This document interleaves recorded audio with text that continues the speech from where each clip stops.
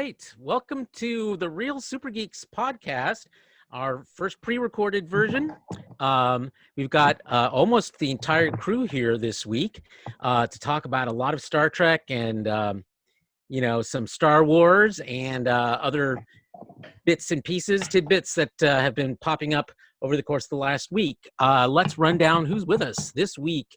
We've got Mr. Sean O'Halloran, whom we all officially despise because of his attendance of the Hollywood premiere of Star Trek Picard. Sean, how are things in Las Vegas? Things are comfortable right now. And please, because I know America is wondering, are you wearing any pants? Tonight I am definitely wearing pants. Did not have a chance to. Wow, what's the special occasion? Well, not really. He wears pants in the holy room. Well, yeah, this is the holy room too. Yeah, the holy room of Shrek. Yeah, but indeed. And from the greater San Diego area, Mr. Joe Diaz. How are you, sir?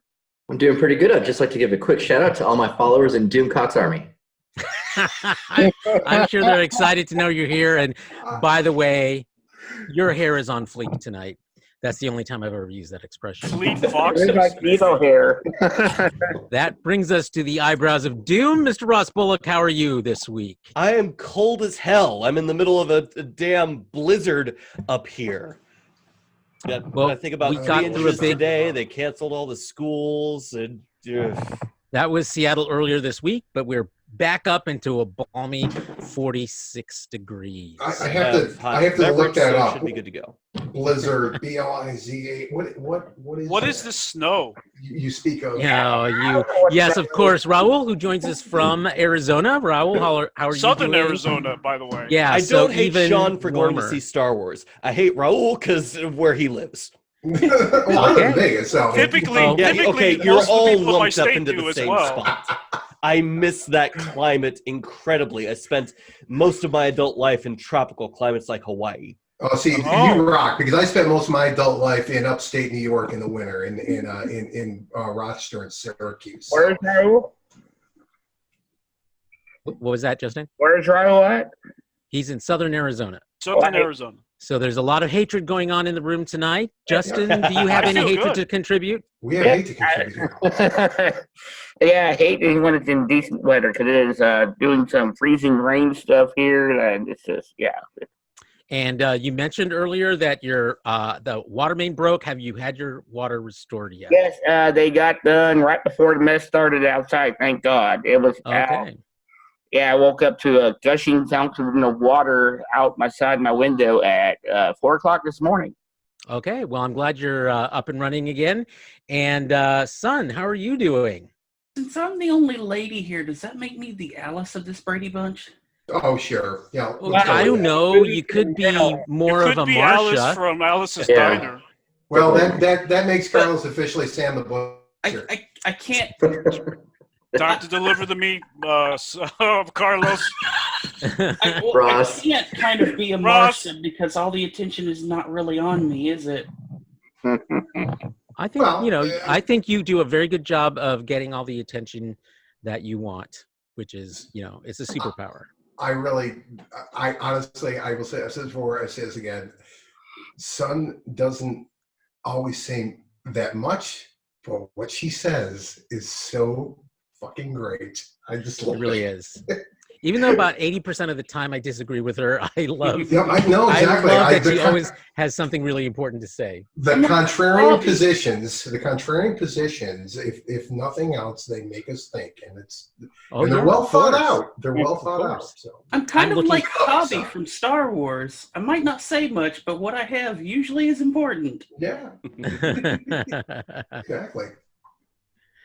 Okay, so let's dive in, shall we, folks? We've got a lot to cover this week, and let me start my little timer here. Number one topic is the rather big news that in addition to the Star Trek we know about, Discovery, Picard, Lower Decks, the still unnamed Nickelodeon series. 31. In Section 31, there are 2 more live action shows in the works. We don't know what they are yet. but they were announced at the winter press tour of the Television Critic Associations. And so what do we think of that? And any ideas what those shows might be? Sean, let's start. No, we're not going to start with you, Sean, because you're going to have plenty to say in about 10 minutes. Let's start with Raul, the Baul. What do you think? Two new Star I'm Trek conflicted. shows. I want to see more shows, but I also don't want to see the talent pool get diluted so much in between these shows that the quality is not there. Interesting point. So you are of the opinion that only a certain number of people can make Star Trek, and they might be spread out a little too thin across. I think a certain amount of people have passion for the project. I'm afraid that what's happening in Hollywood might be a bit of sci-fi overkill, and with not just with Star Trek, but with Star Wars, Marvel, and the talent that's coming into the kind of sci-fi universe is not as devoted to the sci-fi concepts as we would like.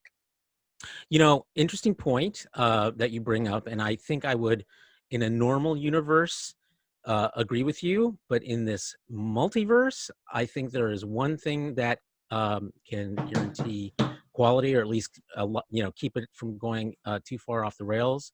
Mustaches? That thing is Alex Kurtzman, I believe. Any other reactions? Son, how about you? I worry that we're actually going to see the crash that was talked about years ago when we had Voyager and DS9 and TNG all running at the same time. I actually there were no more than 2 of those series running concurrently. Right, but I actually feel like we might have a crash at this point because of so What do you much. think? What do you think is at the heart of a potential crash? Basically, like what causes it? What do you think is going to cause it? Being spread apart across so much stuff. I mean, sure, we live in a new kind of media intake society with binge. But what we've seen from CBS so far is that they're not willing to throw everything out at once. So having several different shows all at once isn't that a good thing? And no one says they're all at once. They'll probably be staggered through the course of a year. That's right. But if they're on, if they're on completely different platforms, you're going to. They're not though. Be... They're all on CBS All Access. So the Nickelodeon show is going to. But yeah, with the exception of the Nick show, they are all on CBS All Access. But okay, even then, don't you run the risk of people getting tired of Star Trek being the front page of CBS? Of Star Trek being what? The front page of CBS All Access. That's the reality today. I mean, CBS revealed this week that Star Trek Discovery is its most watched show. And that's fine. I get that. But you're like, I mean, we have a Section 31 show that isn't even out yet. We have the Nickelodeon show, the unnamed other show that's supposed to be coming out, and now we have 2 more shows? I mean, everybody was excited for a possible Pike show, and I'm like, okay, wait a minute. We have how many shows now? My guess is the Pike show will be one of the 2. How are you going to keep track of it all? When especially you, Carlos, when you're already behind on all the other stuff that you watch. Oh, but Star Trek is always a priority for me. Hells yeah. Plus, I think there's another thing to look at, which is not everyone is required to watch every one of the shows. For example, the Nick show may very well not appeal to a lot of adults. They don't have to watch it. Same with the Lower Decks show. Some people may be into Section 31. Some others may not. It's not required to, have to appeal to the entire Star Trek fan base. Right. And I agree with Carlos on that, because what they're trying to do with this is they're trying to make Star Trek for everybody's flavor, but they're not going to have them all on at the same time. Because if we're going to see what we're seeing now, it's like one season of a show gets done, another season of a show gets picked up while something else is in production. They're going to be rotating them in and out. Yeah, son, go ahead and finish what your train of thought was, and we'll come back to Justin's point. It seems like CBS is doing what the Stargate thing should have done, where you've got all of these shows that are all themed around Star Trek and where they could literally have CBS All Access have nothing but a separate thing in CBS All Access that is nothing but Trek, and make like what Justin isn't that said, kind of irrelevant on a streaming platform? I mean, the whole point of a streaming platform is to offer, like, there's no restriction, you know. Well, no, that's. I see what she's saying. For example, you can have I think I see where she's going with this. You can actually have a sub channel of CBS All Access where instead of paying $10 a month for CBS All Access, you pay $6 a month and you get nothing but Trek. You get the Trek catalog and that's it. Is that what you're getting at, son? Basically, yeah, it's like basically owning a Roku. They're not going to do that, folks. They're not going to do that. There's no business model we've seen in cable or in any other streaming platform that does what you're suggesting. DC Universe does it. I mean, no, it doesn't. No, it doesn't. And if anything, it's probably going to end up merging at some point with HBO Max. So I see it going in the opposite direction of what you're postulating. If I could voice my thoughts. Yes, Ross, you're next. So I'm excited about all the new Star Trek that is coming out, whatever it may be. I'm the kind of guy who's going to consume pretty much everything, no matter if it's directed at me or not. But then again, I also like shows that are intended for kids. I watch shows like She-Ra and some of the Nickelodeon stuff. But at the same time, with Star Trek being the front page of CBS All Access, that's potentially a very good thing for CBS. Specifically because what do you think of when you think of CBS?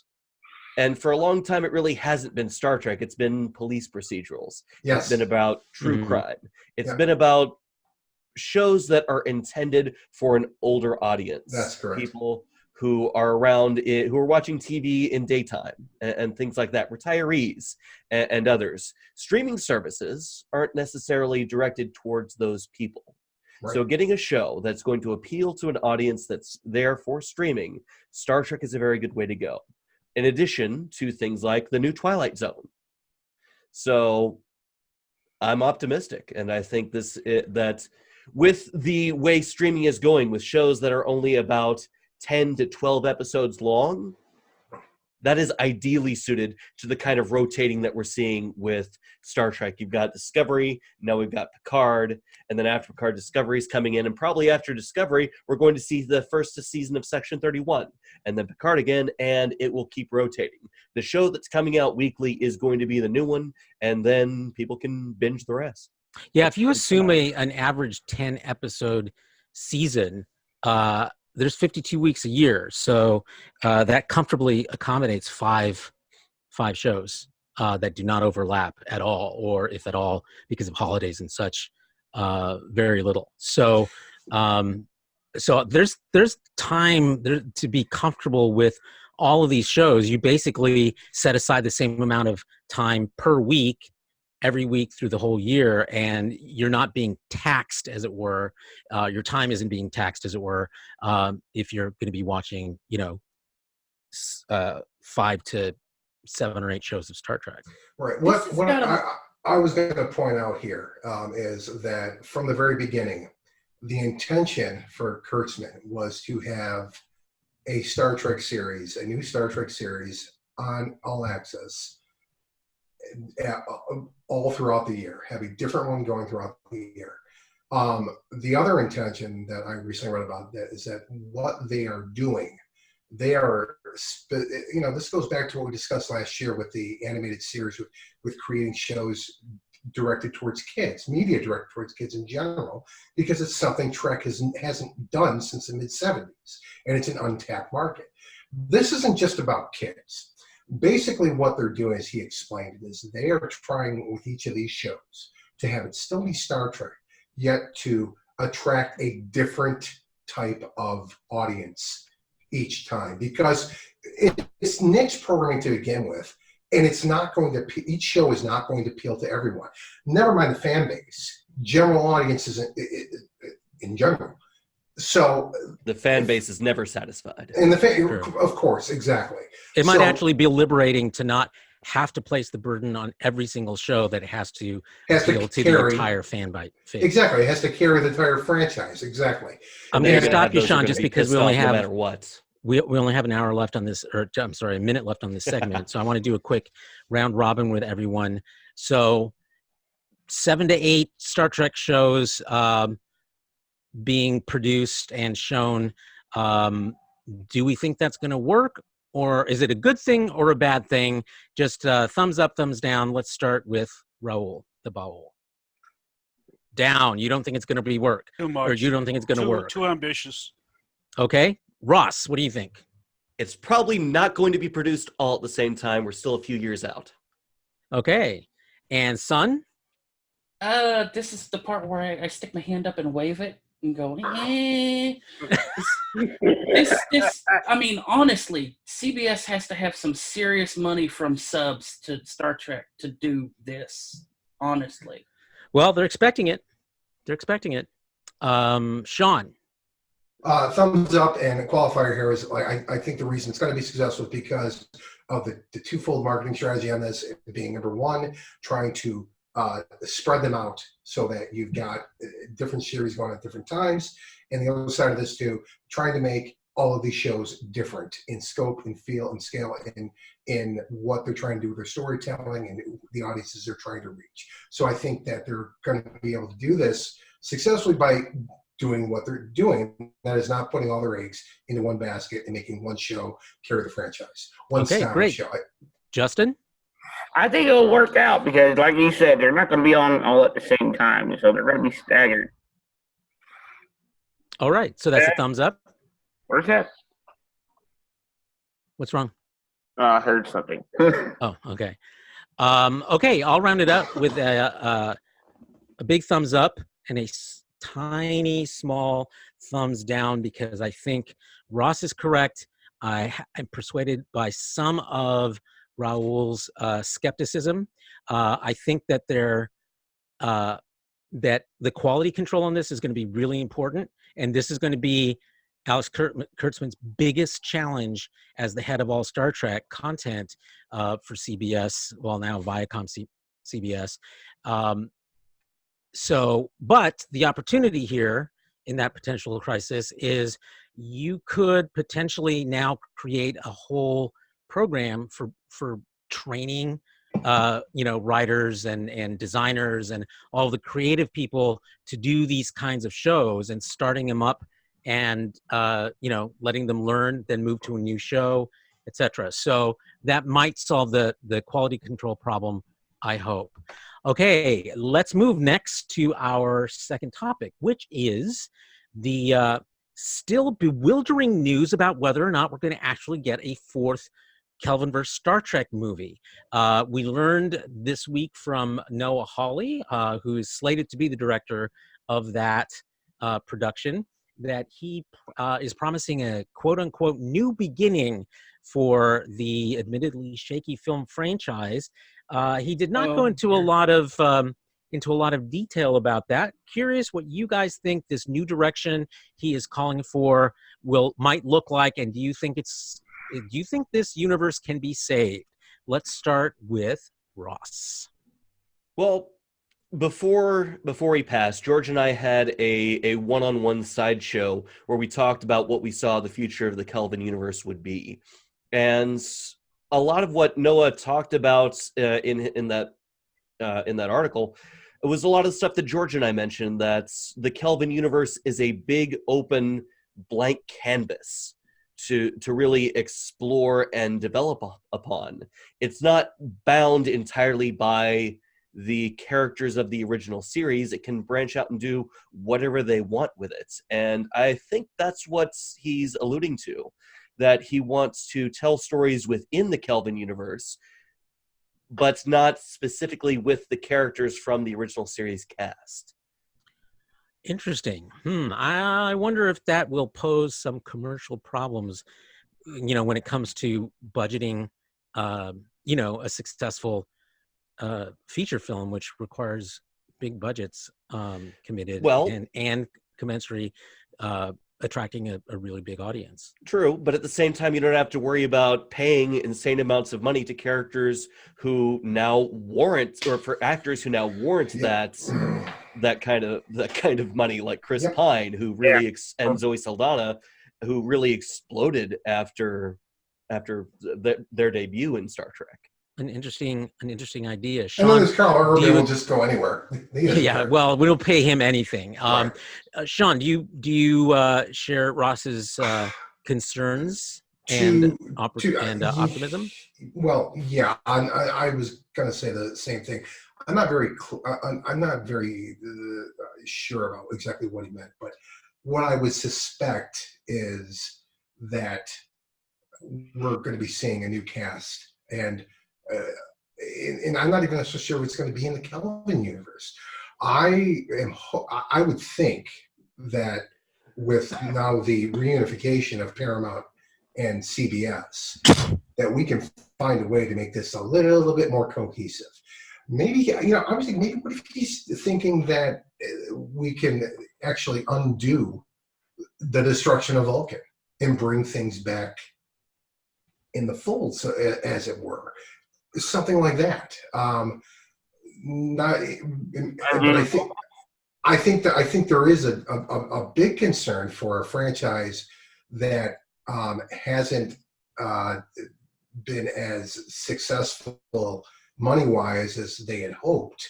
I think there's a big concern about being able to bring those A-listers back to the cast. And not only that, you've also have another problem too, and that is the death of Anton Yelchin.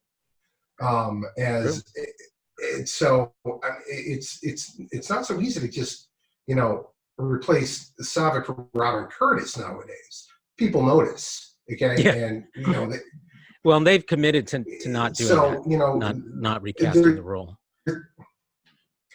Good. I'm actually of the feeling that I'm okay with that story. Those stories they were told and they were done and we're good. And maybe it's time to move on to something else. I'm okay with it. Do you think that's possible, Raul? But I think it is incredibly important to the franchise overall. Let's pass over to Raul. Star Trek be resurrected. Let's pass it over to Raul. I don't think I can hear you. He's Skyping. I don't think the Star Trek works over the movie period. I think that we've given it enough time and enough experiments. And this guy sounds like Ike Turner telling Tina Turner, "Baby, one more time, just give me one more chance." And that's what he's telling the fans, and I don't really appreciate it. I don't like being screwed with, and that's honestly what it feels like. Interesting. Son, do you feel screwed? I do feel like we've been messed with for a good year and a half now between Quentin Tarantino and are we getting a fourth movie from some other dude, or are we getting it now, or we're not getting it, but Tarantino's still in it. But now there's this other guy who's directing the fourth film. What is it? At this point, I don't even care anymore that there's going to be a fourth film because you keep dicking around with it. I agree. I was just going to ask you your opinion, Justin. I don't know if I got cut off here. Can you guys hear me? Yeah, really. you're coming in and out. You want to try signing back in, seeing if that helps? I do want to say that the Kelvin Universe movies might not have been as successful as hoped, but these movies aren't failures. They were still very successful. They made 3 moderately successful films that earned their money back and then some. The property itself is still seeing a lot of income through licensing. It's not dead. It's not losing money. So I foresee this universe still going forward. And honestly, I'd feel Ross, screwed. do you think when you say going forward, do you think like Sean is suggesting that needs to happen with a different cast? I think that would be a wise move. That's what I was trying to say earlier, is that moving forward with a new cast, possibly maybe 1 or 2 characters from the previous movies showing up to kind of anchor it to it. But honestly, I'd feel screwed if they tried to undo or unravel the Kelvin universe by resolving the destruction of Vulcan and merging it back with Prime. I think that would be doing a disservice to that story. All right, that winds up this segment. Thank you for topping that off. We got to keep going.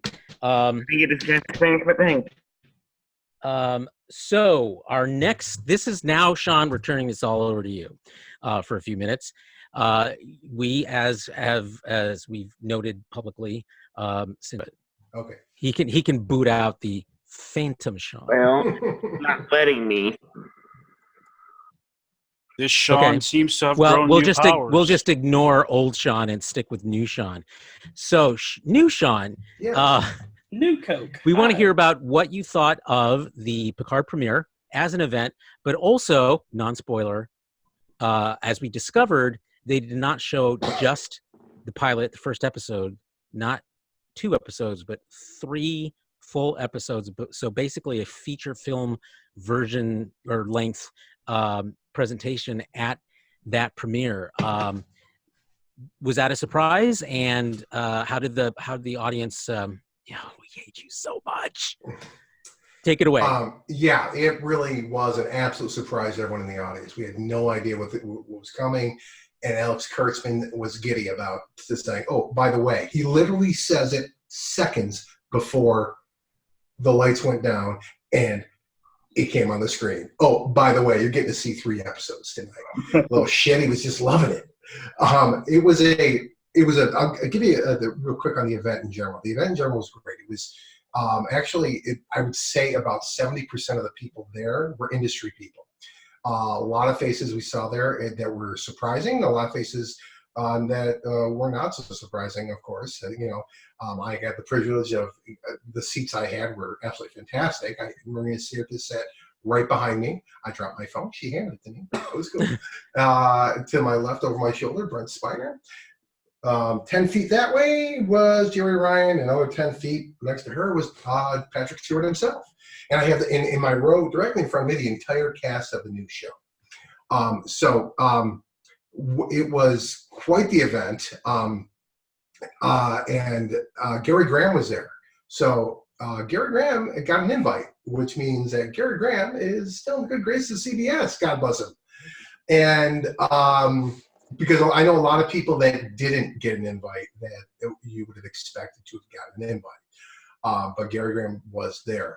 Ronald D. Moore was there, of all people. He was there.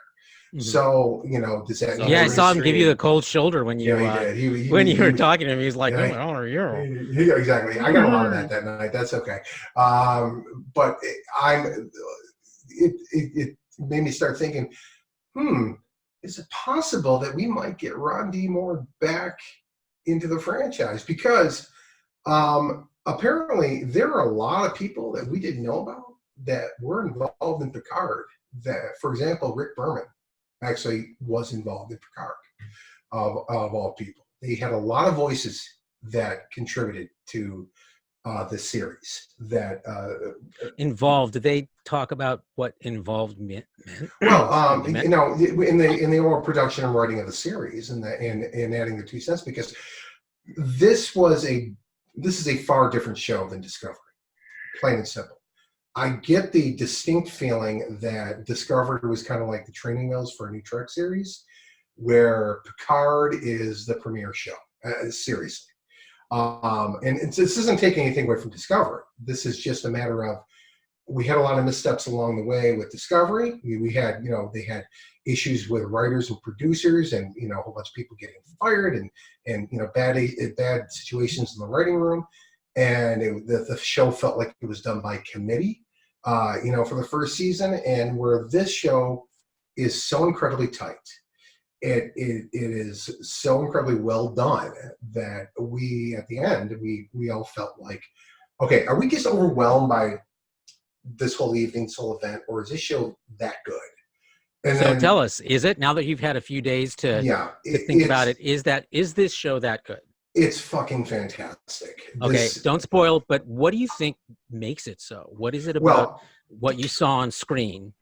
Apart from who made it, but what did you see on screen that said to you, this is awesome? First and foremost, it gets right into the story, and the story is tight, it's concise, and it's clearly made to be accessible to any audience that comes into it. You could have never seen an episode of Star Trek Next Generation before and understand what's going on because of the clever way that they use the exposition in the show to explain things that have happened in the past that connect to this new series. And they don't dwell on. Okay, you're talking about background. I want to know about what you saw on screen. Yeah, well, What stood out? What stood out? Well, okay, I enjoyed the first and foremost all the characters. The casting on the show is magnificent, and we have not seen all the characters yet, for the record. 7 of the 9 was not in the first 3 episodes. Really? Right. Hugh was, and Hugh's role is very significant in this series. Where we thought that, well, maybe he's in for a one-off. No, very significant to the series. There's, as I pointed out, there are several different. Romulan presence is very big in this show, and we're talking about the Romulans post-Horus. They're refugees, is what they are. They're all refugees. And it's as many have suspected that, and it was kind of spelled out, that Picard was involved with the refugee situation. Very, very simply. And like I said, this isn't really spoiler because this is really what. Right. This is stuff we know. Stuff we knew. Right. Right. Exactly. So and what I was pointing out to someone today is that what I appreciate about the show, and I thought always was a failing of Next Gen and that era, was, like, for example, look this when you look at Klingons or Romulans, other than the actors that play them, the characters are all very, very similar. There's one type of Klingon. I think this is the problem that people have with Discovery, is that they expect the Klingons to be a certain way because this is what they have always been or for so long. And if they're not all exactly the same in how they act, how they behave, how they look at the universe and in general, it throws people out. Well, these characters are so diverse. There are so many different types of Romulans, so many different agendas, so many different motivations, some different just characters, and they're brought to life wonderfully. I will tell you, in the first episode alone, you are going to fall in love with 2 Romulan characters. I don't want to give anything away, but everyone is absolutely going to fall in love with them, and we're going to say, we need to see these 2 all the time.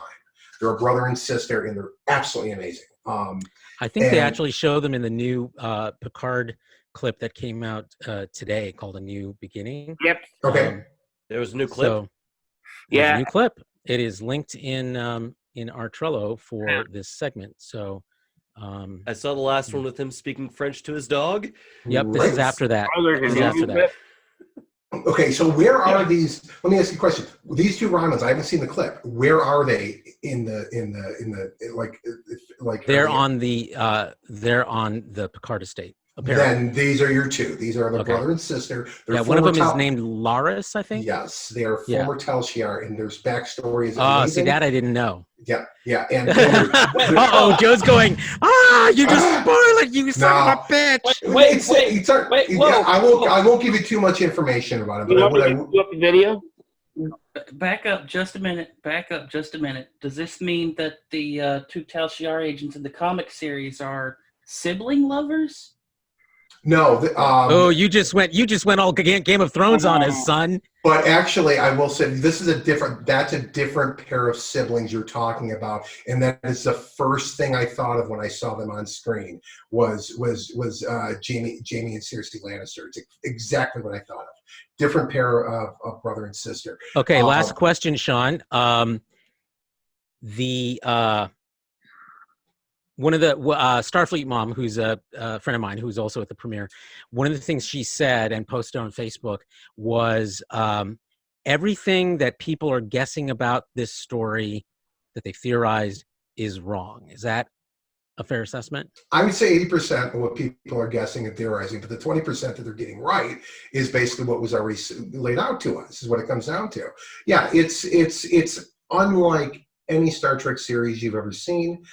Patrick Stewart is really at his finest, and does this guy own this role. And it's funny because it's like, if people are expecting, like, this is clearly an action adventure show, but they're not kidding around with this by making you believe that a man close to 80 is an action adventure character. There's a very deliberate scene in this where Picard is running up the flight of stairs with Dodge, and the dude loses his breath because he's almost 80. Okay, and this was done on purpose so that we are all aware of. Look, let's be realistic about this. And that's the thing about this show that I love. And we were talking about this with the recent short trek, Children of Mars? Is that what it was? Yes. That how I appreciate when they bring our contemporary world and they merge it with that futuristic world. This all seems very real, is what it comes down to. It's not all set on a sound stage. It's set in houses, it's set outside, it's set in realistic settings that we can all relate to. I mean, we know for a fact that Starfleet Command was filmed at the Anaheim Convention Center, okay? Yeah. And it looks like a convention center inside, but that's all dialed up. But it all feels very real, and that's one of the things I think it makes this show so accessible, is that it's something that we're familiar with, and audiences will be familiar with. My biggest Okay, going to stop you there because we need to move on. Justin, do you have queued up by any chance that clip? Yes, sir. Give me just a second. I'll get it going. I'm going to give one takeaway when we're done seeing the clip. Okay, great, no problem. So this is the clip from that was released today called A New Chapter. Shows some footage from the show as well as interviews with Patrick Stewart, Alex Kurtzman, and executive producer Akiva Goldsman.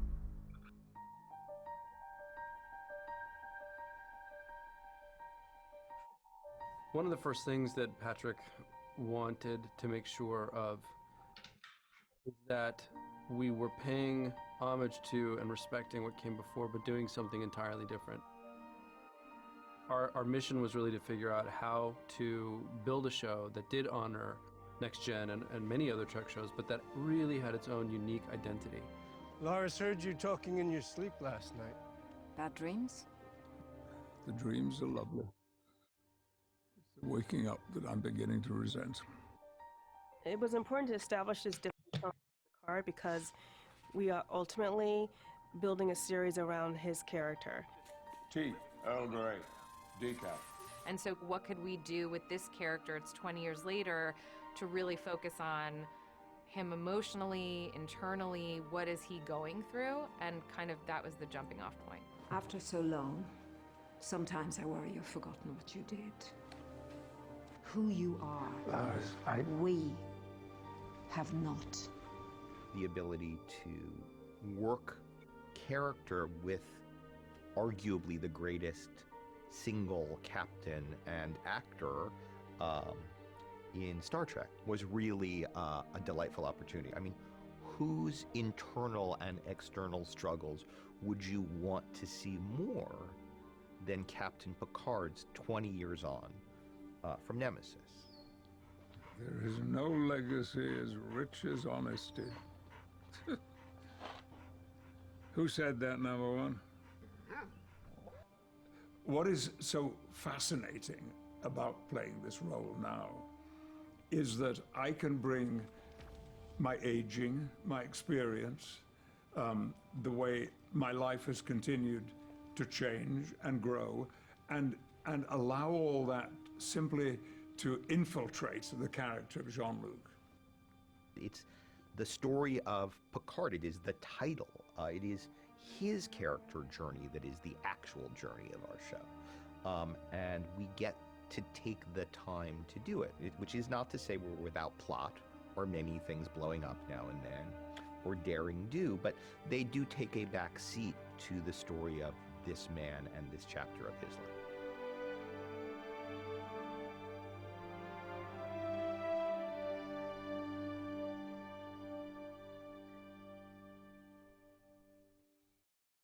And January 23rd coming up in now single-digit days. Sean, Still take us out. beating hearts. Yeah, and I'll tell you what, that scene right there, it's like I'm tearing up because it was such a touching scene between the two Romulans there and Picard during that. And it reminds me of that scene at the end of The Chase where where Picard and the Romulan on screen together, and that perhaps we have more in common than we thought, and that perhaps it will play out in the future someday.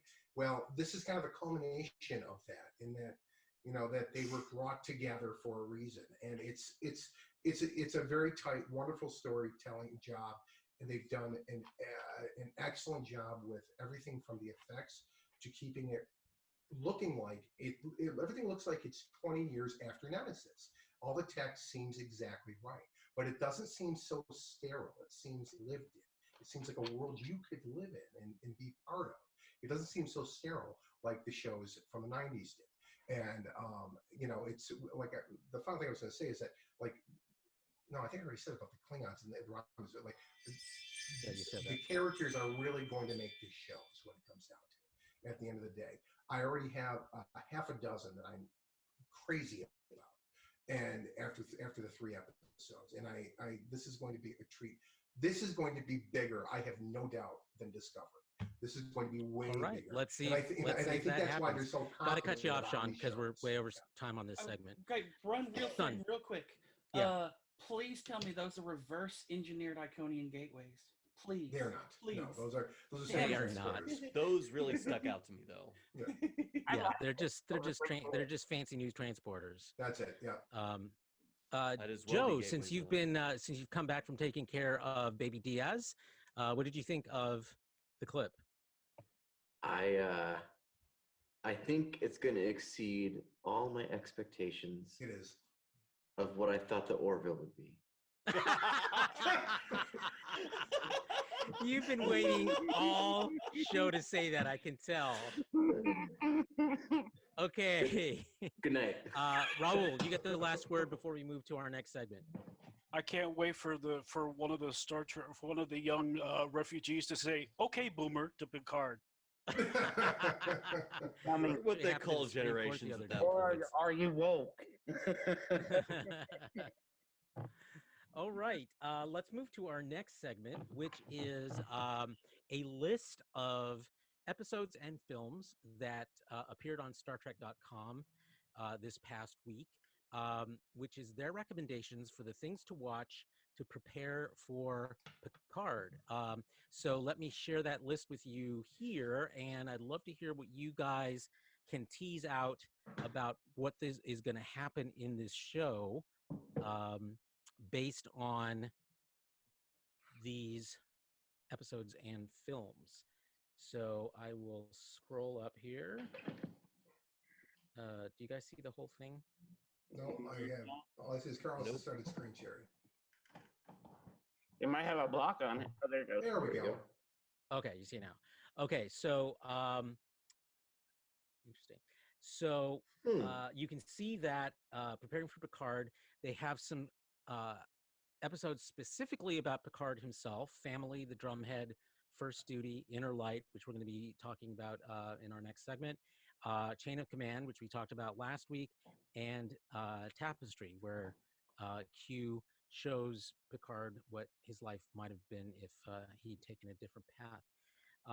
In the movies that they recommend, Insurrection, First Contact, Nemesis, and Star Trek 2009, for reasons I think are obvious.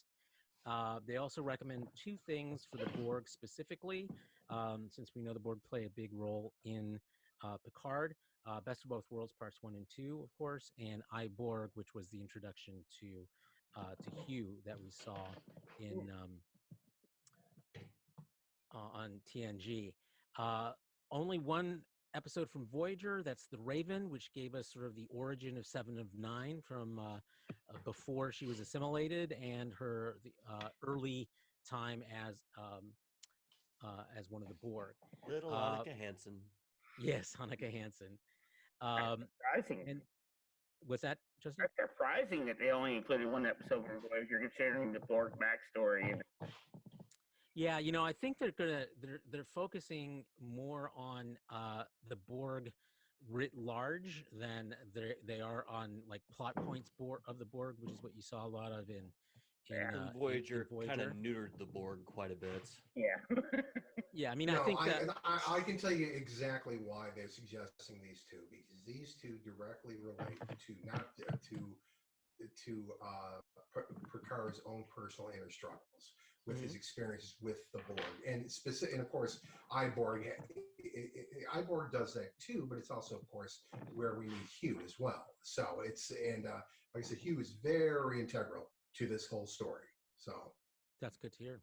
And then there's some episodes specifically about Data lore, which introduced us to his brother, his evil twin lore, and gave us a lot of backstory. What's that? Sans mustache. Yeah, without a mustache, plural, and gave us a lot of backstory on Data, his creation, his creator, and some of the things that his creator had in mind. And it looks like some of those issues around the ethics of some of that are going to pop up in this series too, if we are to believe the episodes. If these episodes are pointing us in the right direction, that's more specifically with The Measure of a Man, which I actually just did a rewatch of a few days ago, and it was a second season episode of TNG, and I think it stands up to any of the best other episodes that we see in the later seasons of the show, particularly because of Brent Spiner's performance and Patrick Stewart's performances. You were going to say something? The ethical issues in The Measure of a Man. This is probably on this whole list. That is probably the most important episodes for viewing for Picard for the ethical issues that are in Measure of a Man. So that's why I'm not going to give any more than that. I would have guessed that looking at some of the trailers so far. Yeah, if what I've heard is true, I agree with you on that. It is integral to the where we are in the Federation Starfleet at this point. That episode. Not surprising considering the critical acclaim of Measure of Man. Oh, well, it's really the substance of it that it ties so well to the backdrop of our universe in the new series. All right, and then winding up the list is the Defector, which was also Romulan episode. One of my favorites. One of my favorites. Great episode. Admiral started it off too. It was a fun episode. So, anything you can tell us, Sean, about that episode, particularly that you saw kind of a pull through into what you saw in Picard? Yes, and this goes back to the Defector is a very interesting episode. I wouldn't have thought of that until they put it on the list, but it really makes sense considering the big Romulan connection to this whole thing, and the dichotomy of many Romulans as presented in TNG. You remember the Defector's about? Defector's about a devoted Romulan admiral who defected because he was worried that universal World War III would break out and destroy both of his peoples, both the Federation and Romulus, and he couldn't stand for it. And this is the thing, is that you, like with those two Romulans that Picard is with, that he's obviously so close with, is that these are former Tal Shiar members, and they love Picard as if he was their own father, and the relationship that they have, and that it's no longer this black and white representation of the Romulans. It's very gray. It's very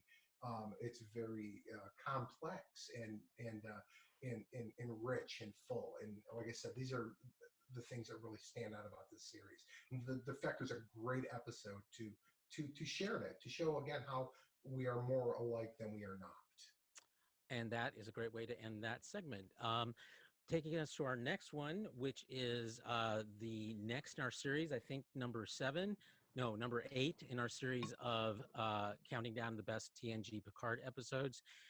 This week is The Inner Light. And with respect to time, let's try to keep our answers to this central question, which is, what from this show do we think will play a big part in the character of Picard as we think we're going to see him in the new show. Son, why don't you start us off? I have no clue. No clue. Well, that keeps it short. Ross, how about you? Well, getting old. Picard lived an entire lifetime in this episode. So that experience of getting old, he's been through it before. There's going to be a little bit of Kamen, I think, popping through every now and again. That is, I hadn't actually thought of that in that way before. I think that's a very, very good observation. Justin, how about you? I wonder if we ain't going to possibly wind up seeing her at some point in the card. Seeing who? The doctor lady from the Inner Light, since this is coming up as a recommended watch list. Isn't she dead? Oh, she lived, didn't she? She lived. No. She lived. Where? She broke up. What? Wait. You're confusing two episodes. I think you're confusing Tapestry with with Inner Light. Inner Light's the flute. Is Inner Light the one that Stole my joke, Carlos. There's no forgiveness. Is Inner Light the one with Satellite, or is it the one after? Okay, basically, the Inner Light is that a probe probes the bridge, it gets into Picard's head, and in the course of 25 minutes, he lives the life of somebody else. Okay, I did get. Was doomed. Okay. Yep. Yeah. I did get two. My bad. Sorry. That's all right. You can cut it out, Justin, since you're the editor. Let's see. Joe, what do you think? I mean, I had a flute joke all lined up, but you weren't going to beat me to the flute joke. I had one too. One thing I've always wondered about that episode, though. After he wakes up, does he have like the memories like he lived them, or is it like a dream? Is it like a dream though? Like a really long dream? I think he comes right on set that he it's like he lived like he was there. It was kind of the point of the probe, right? For him to come away with all the memories, exactly. Because that was how they would be remembered. Right. I feel like he'd have to take like a year off of work for that. Seriously, that's actually really. I mean, look between that and DS9's Hard Time, when O'Brien gets sent to prison for 20 years and he's in his mind for like 30 minutes. Okay, how do you not need years of therapy to undo there's that? like major PTSD going on there. But we should not have seen O'Brien for two more seasons at least. After that. Deanna Troi was a better pilot than she was a counselor, as far as I'm I concerned. knew that was going to happen. Hey, wait! This is news to me. She was a counselor. Yeah. Oh, mean. Hey, after Jellicoe, she stepped up her game. Sure. Yeah. And I know, Sean, how you feel about Jellicoe. Oh, Jellicoe. Oh, I love Jellicoe so much. I know you do. I know you do. The best Enterprise captain ever. Fucking A. Damn right. Okay, that will suffice for our Inner Light review this week. Let's go on to some quick news tidbits. One of which was the interesting news from CBS All Access that their subscriber base is continuing to grow at a more rapid pace than they had predicted, and which seems to defy what we're often told by naysayers who doubt the success of this streaming platform and Discovery's role in that success. Take that. Yeah, indeed.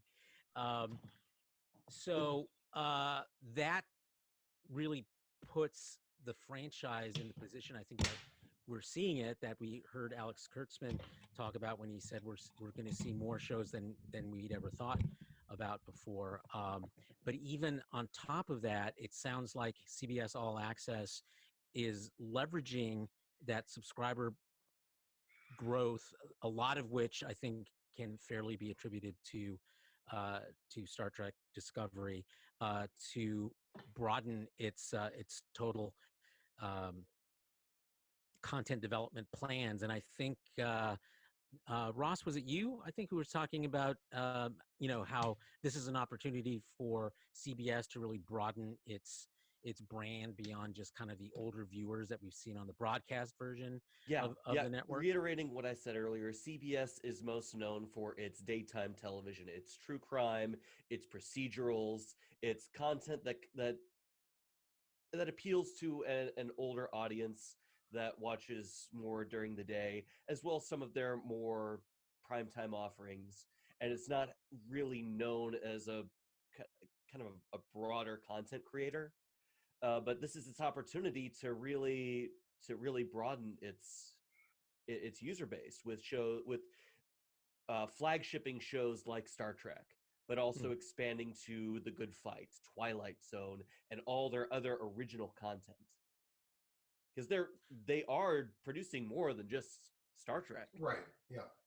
And I will say this is that as a subscriber to CBS All Access, I subscribed obviously for Discovery, but I found a dearth of quality programming on there. You mean a plethora? Dearth doesn't work? Dearth means very little of. Oh, it's the opposite of what you think. Shit. Okay, a plethora. That's what I'm going for. Would you say I had a plethora of bullets? That's Three Amigos, in case anybody.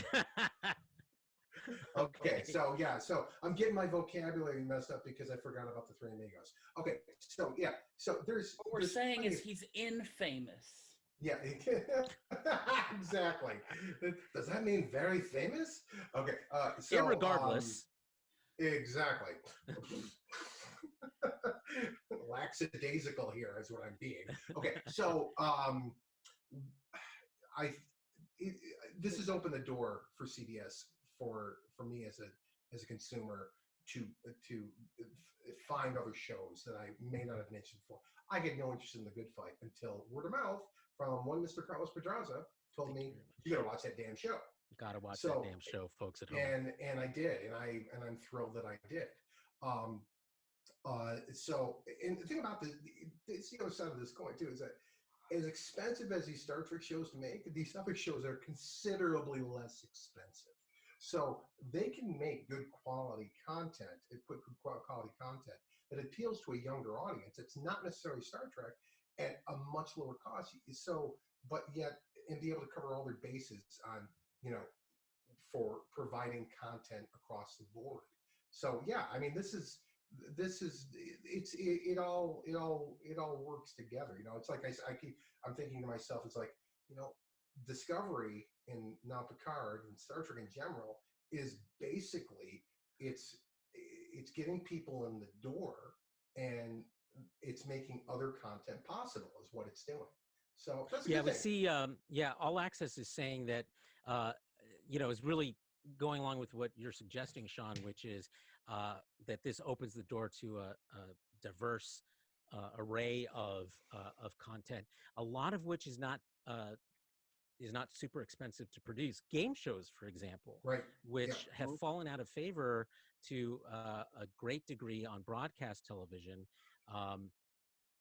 can appeal to niches, and we may be seeing a lot more of that on CBS All Access, and they're almost nothing to produce compared to big ticket items like exactly. I've seen an uptick in game shows on other digital media. Rooster Teeth has a library of game shows they've been producing, for example. Yeah, I want to see the return of Supermarket Sweep. Thank you. Yeah. I wouldn't be surprised if we start seeing more like late night television going to streaming, and instead of just being on TV, they just shift it over. Oh yeah, like Conan and things like that, and yeah, it wouldn't surprise me at all.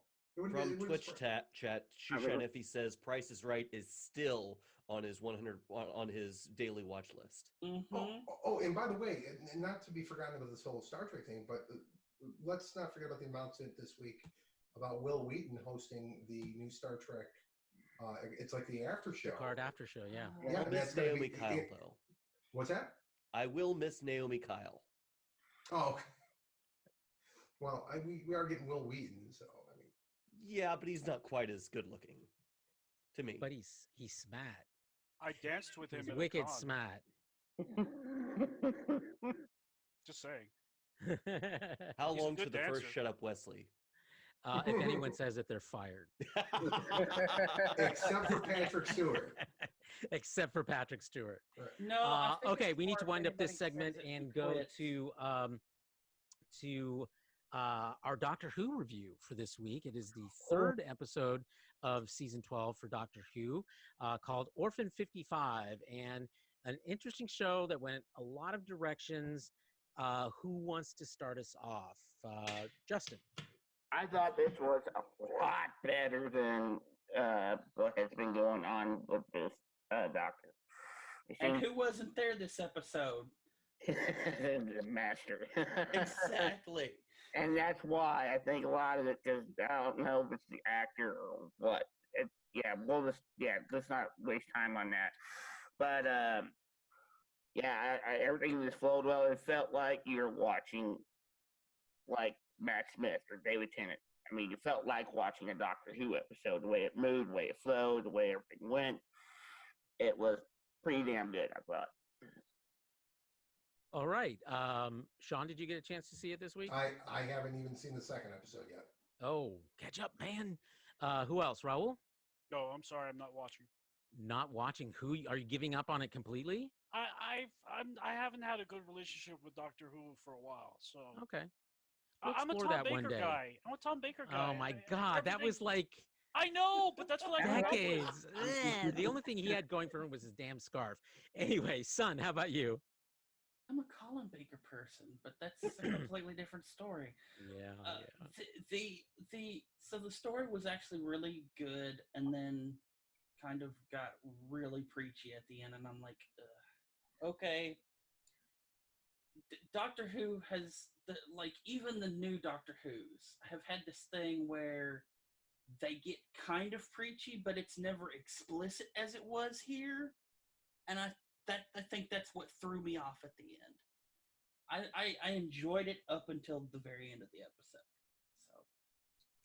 So, in a rare instance, I totally agree with you, son. What? I had the same exact reaction.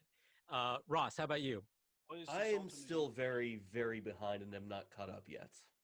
Okay, well then I think we've heard from everyone on Doctor Who. How are we feeling so far? Let's do a quick temperature check with those of you who are keeping up with Doctor Who. Are you feeling more positive, neutral, or negative about the series or the season so far? Justin? I'm feeling more positive, but I also gotta agree with you and Son on this one. As long as they don't try to force too much political correctness at the end like they did in the last episode, I think they will be okay. But my God, have we found consensus? Yes, I think I'm going to disagree with one point because I don't think the problem with that was political correctness. All is right with the world. Yeah, it was not political correctness. It was simply preachy. You know, it was just too on the nose. I think those kinds of messages work better when they're subtle, more metaphorical rather than more being hopeful. Told, you must do this. I'm okay with it being dark. I just don't like being told you must be the best of humanity or whatever. Son, so I'm still neutral to mostly neutral with tending towards chaotic positive. Son. Oh, let me pull out the rectal thermometer. It says 98.6 degrees, so I guess that's normal. Okay, normal for Son. I had my temperature taken this week, and I found out that I'm still running cold at 97.6, so a full degree below the rest of humanity, which might explain my cold, dead heart. Okay, so let's move on to winding up Crisis on Infinite Earths. 2 episodes, Legends and what was it? I guess The Flash, technically. They didn't run credits, so it's hard to know exactly which of the series episodes encompassed these final 2 installments, but they happened both on Tuesday night this week. How do we feel about how the Crisis resolved itself? Who watched it? Someone who watched it start. Justin. It actually went very, very well. I am surprised that they pulled in Ezra Miller into the fold. I mean, we knew that they were going to be combining universes, but no one thought they would actually pull in somebody from the movie universe. For the folks at home who may not have watched it, what we saw, and this is technically a spoiler, but it's been all over the news in the last week. Ezra Miller, the actor who plays the Flash in the Justice League movies, appears for a cameo in the Flash installment of these final 2 episodes. Go ahead, Justin. Yes. Sorry, I made a mess first, but yes, the way they pulled everything together, they're basically what they did. They restarted their universe at the end. It's quite well done, and if those who haven't seen it, you're going to be really thrilled at the way they wrap everything up. All right, I agree with you on the wrap up. Don't agree with you on how it all got resolved. My problem, which I talked about at the beginning, in the beginning installments, was that we don't really have a sense what's really at play here. I mean, we have a monitor, we have the anti-monitor, and they sort of explain kind of, but then we don't know what these stupid shadow demons are, and if they're so easy to kill, why are they a big deal? I mean, Ryan Choi, who's one of the Paragons, he's completely non-superpowered guy who's able to just sort of throw a fist at one and poof, it disappears. So they don't really come across as like this big, obstacle that they have to overcome, and it ends up, we see a lot of that same kind of treatment throughout Crisis on Infinite Earths, and I was a big fan of the comic version of it these many decades ago, but I feel like they just tried cramming so much into this crossover that they just sort of lost track of what the stakes are that they needed to create, and they tried to make it so much about the exact characters that we see in the show, and not enough about the big the entire multiverse being at the edge of destruction. So Right. I'm not sure I really like the follow through, but I did like the follow up. Well, and there was one little thing which this has been all over too. They did tease Green Lantern. Yes, let's talk about that just for 1 minute, because I officially took it off our schedule for this show. But tell us a little bit more about Green Lantern, Justin. Basically, what they did at the end of the credits, it was Oliver Queen talking, and they were showing different clips from different universes. So they tied all of the universes that are currently on TV pretty much together as what universes were left after everything. But all of the CW universes are now combined as one. It's Earth Prime. So you got Flash, Supergirl, Batwoman, got them all together now. Mm-hmm. At the end, they showed a Green Lantern flying to Mogu, and that was like right towards the end of the credits. So I think that will be the setting that they opened up with the new series, which I think is on HBO Max. It's supposed to be on HBO Max, being written and produced by Greg Berlanti, who also, who else? Wait, it is Greg Berlanti, isn't it? Yes, it is. Yeah, who did the movie as well. And he also does the DC Universe shows as well. Yeah, so this is kind of a the Alex Kurtzman of DC. Yeah, pretty much. Except for Green Lantern, which was horrible at the movies. But apparently they believe enough in him, they're going to give him another chance. Frankly, I'm happy because I love Green Lantern, and I felt like the movie did not do him justice. So I'm glad. How do you fuck up doing the Green Lantern with Ryan Reynolds is what I don't understand. I know. How does the one fuck that up? I mean, but they did. They found a way. I think Ryan Reynolds is better as Deadpool than he was as Green Lantern. Yeah, I mean that's a shame because he could have done. That's because the script was horrible. It was a shit script, right? Yeah, that's basically true. Anyone else here who saw CW or Crisis on Infinite Earths want to chime in before we move on? All right, then we'll move on. So next is, at long last, after many weeks of delay, I have watched The Witcher, and I think a couple of others of you did, and so I thought this would be a good time to finally weigh in on The Witcher. So before I give you my opinion, who wants to start us off? Ross, I saw you kind of excited about it. Yes. Give us your So I will thoughts. preface this by saying that I played the games, I read the books, almost all of them. I am a huge Witcher fan, so I was really, really looking forward to this. Having the perspective of the original and an adaptation, and seeing this adaptation, and overall, I loved it. As I said last week, I got my girlfriend watched it with me. She is now interested in the books. I'm going to try and get her into the games. And I thought the adaptation did really well. How many have you seen the whole? Have you seen the whole thing, or how many episodes have you watched? I've seen the whole thing. Okay. So I think they captured the writing captured the character of Geralt, Yennefer, and Ciri very well. Ciri's story was adapted differently, but it was done well. Henry Cavill was a perfect Geralt, just that tired, gravelly. This is my calling. This is my profession. But damn it, I'm tired of the bullshit. Kind of attitude. Just that kind of weariness. Fuck. Who else has watched some of The Witcher? Raul? Oh yeah, I read all the books years ago before it got translated into a game, and I played the games, and then I saw part of the series. I'm about episode 6, but I know where the series is going in general. So I really like the casting and the settings they're using. I'll mention that in particular. It's very atmospheric, and it feels like a different series. For instance, it's going to be compared to other popular fantasy shows like Game of Thrones or Lord of the Rings, but it's very different. It's a different beast altogether. It's the story of a man who was created for a purpose, and what happens when he outlives his purpose, and the world is still moving forward, and that's the theme of The Witcher.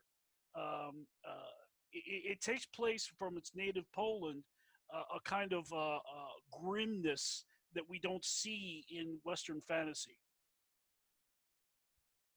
So I think I enjoyed it quite a bit. Well, a lot of people agree with you. It's doing really well in numbers, or at least how people are talking about it on the internet. Son, I know you've been chomping at the bit to talk about Witcher. Now's your chance.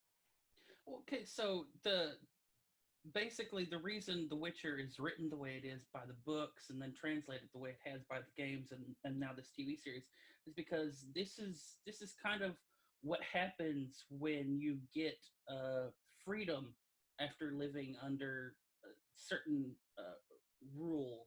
And I don't want to get too political, but Poland the areas were under communist rule at the time. And once that went away, The Witcher was the result of that. So that's why you see all the blood and the gore and the tits and the ass and the sex. That's what happens when you get freedom. Writers want to do that. Or it's Weekend at my house. So I've read. But the story itself, the way it's been adapted for Netflix, is kind of confusing if you haven't read the books or watched the video games.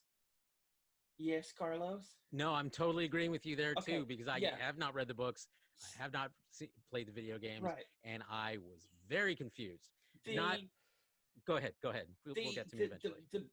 The big through line, and you don't really understand this until several episodes in, is that the Ciri arc itself is set in the present, and pretty much everything else is set in the past, moving up to the present. And instead of having the one big musical number that everybody knows and everybody has stuck in their head, I've heard several different people say you could have several different numbers by having the guy's called Dandelion in the games and the book and all that kind of stuff. Dandelion, who is the bard, share his songs of Geralt's, triumphs, and have those be set in locations where Ciri is at, and then from some other bard singing Dandelion songs, you go back in time to get the Geralt and the Yennefer story going on. Okay. It was built kind of like a Tarantino film. Those often start off similarly confusing. That's a very good observation. And actually, you know, that's because of that observation. I think I'm gonna keep at it because I didn't come away from the first episode totally sold. Excuse me. I watched the second episode just to, you know, give it another chance. And it kept me going to want to see a third, but I wasn't sure. Like, anyway, I'm going to give it another shot. Thanks to your observation, Ross. So hopefully they'll pull a Tarantino, but not too much of one because I usually don't like his endings. But anyway,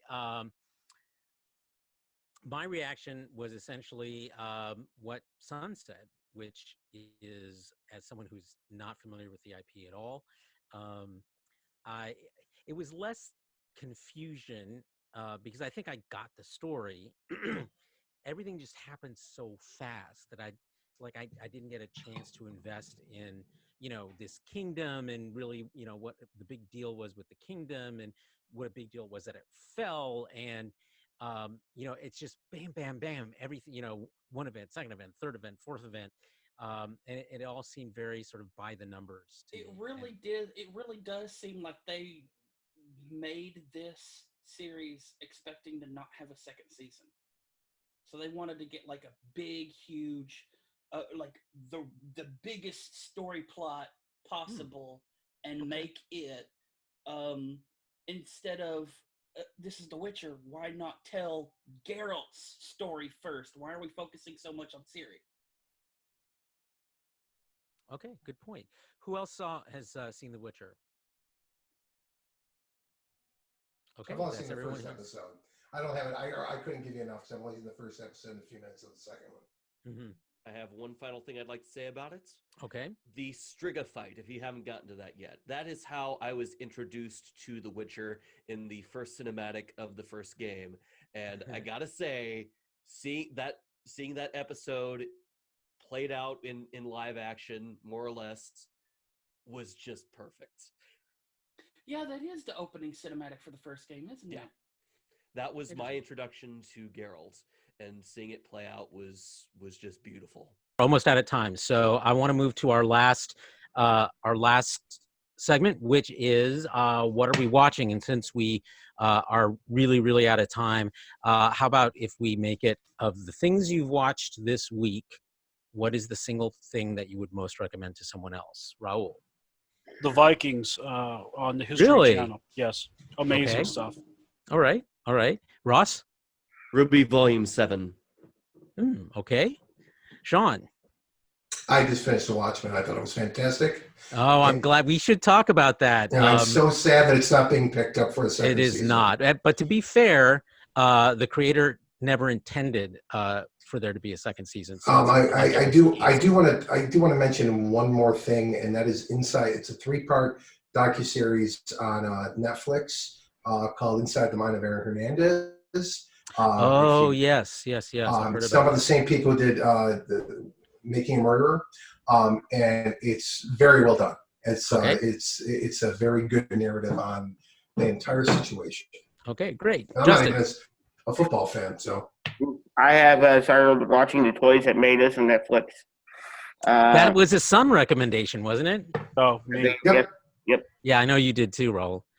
Okay, sounds good. Sun, how about you?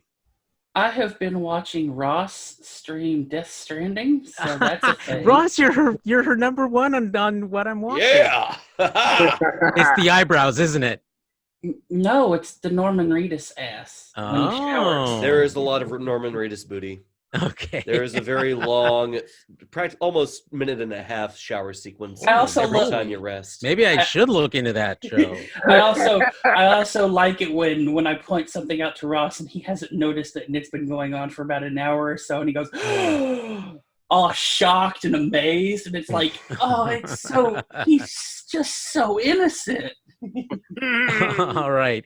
My number one recommendation, or at least remarkable thing of what I've watched this week, was on Netflix, the 10-episode first season of Messiah, which Oh my God, how did I postulates the forget? It was return- amazing. It is actually, it's gotten very middling reviews, but I thought it was a lot of fun and thought provoking, and a good way to spend part of your holidays. Yeah, it was great. How did I forget? I just saw that. Yeah, I burned through that so fast. It was so enjoyable. I stayed up nights watching that show. I did too. It was, it was great. It was great. Great, another show I'm going to get addicted to because of you two. There's only What's 10 that? episodes, so it's not really an addiction so much as like one big injection. Another show I'm going to have to binge watch because of you two. and the thing about it, what I would point out about it is that you're asking how do you make a season 2 out of this? And you get to the end, and you're like, well, that's a good at the end, there's definitely a jumping off point for season 2. Yeah, sure Okay, is. that brings us to the end of the show. A couple of program notes. For the folks at home, we will be moving. This show will appear on Sunday this week only. We're going to be recording future Super Geeks episodes on Saturdays for release on Mondays. And next week is our first Picard after show, Make It So. And we will be recording that on Friday nights, so the day after it comes out on CBS All Access, and the day that it does come out on Amazon Prime and the rest of the world. So we'll be recording that on Friday nights, and that will be released on Sundays. So that's our new schedule for the foreseeable future, at least until Picard ends, and we'll find out when the premiere date for Discovery is, and we might switch that over and just keep that schedule moving. But that's what it looks like. Please consult our Trello. I'm posting the list of episodes and movies recommended for preparing for Picard. And all the links to the articles that we talked about will also be in the Trello card in the archive for this show. Any parting thoughts before we sign off, anybody? And broadcasting live on Twitch. Broadcasting live on Twitch. Thanks, Ross, for doing that. And we will see you next week. Please make sure you consult our Trello page so you can see what we're going to be talking about next week and on Picard. That wraps us up. Code rules! Code rules! Code rules! Code! All right, and 3,